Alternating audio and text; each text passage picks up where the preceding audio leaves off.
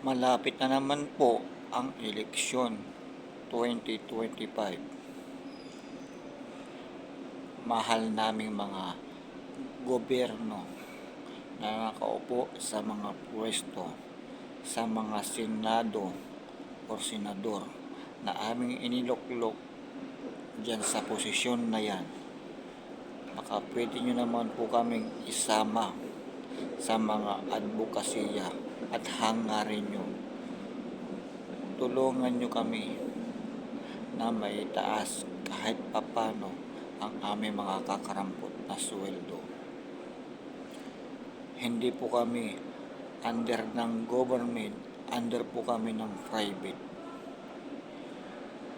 Buti pa po ang nasa government, matataas na po ang mga sahod at lalo pong tumataas lalo. Hangad ko po na sana isama at dagdagan nyo po ang aming mga sahod